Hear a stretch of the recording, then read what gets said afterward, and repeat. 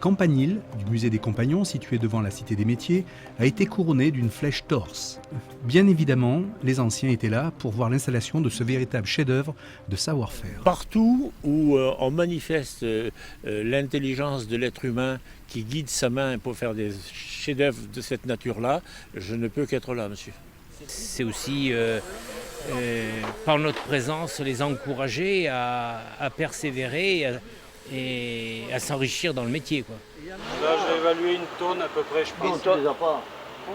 Pas loin. En ardoise, t'as quoi? T'as 100 kilos d'ardoise. C'est un projet qui a été fait avec un itinérant qui est sur son Tour de France, qui taillait pour être reçu compagnon. Voilà, moi j'étais là pour l'aider et le conseiller. Et après, il y a 3 couvreurs qui ont travaillé dessus. Ce chef-d'œuvre a nécessité près de 6 mois de travail. Ça se fait le soir, en cours du soir, et le samedi et le dimanche. Au quotidien, on ne peut pas réaliser des choses comme ça serait invendable par rapport aux heures passées. Cette flèche torse de 2,50 m a été réalisée selon le modèle du clocher de l'église de Rochechouart. Il a une spécificité, donc vous voyez qu'il est torse. Ça veut dire que les pans ne sont pas droits, ils sont gauches, on appelle ça en charpente. Le clocher torse, c'est un petit peu la dernière page du livre du traité de charpente, c'est ce qu'il y a de plus beau. Et il s'en fait plus beaucoup malheureusement aujourd'hui. Et dès qu'on peut en faire pour que les jeunes connaissent le tracé du clocher torse, ben on ne s'en prive pas. Pour cela, il faut avoir des supports, il faut que ce soit accepté par les bâtiments de France, parce qu'on est quand même dans un quartier protégé aussi.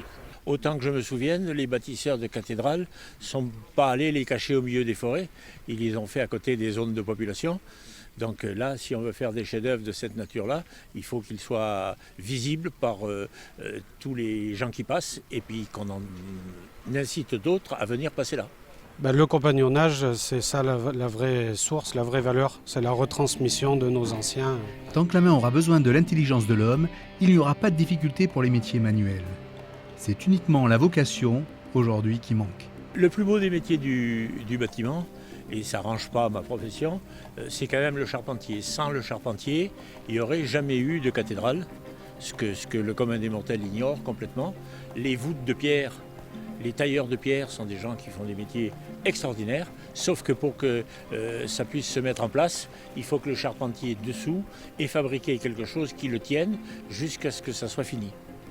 À cette époque-là, quand on faisait les voûtes des cathédrales, l'ingénieur de l'époque, qui ne s'appelait pas forcément ingénieur, le concepteur de l'époque, se devait d'être là, dessous, au moment où le charpentier enlevait son épure.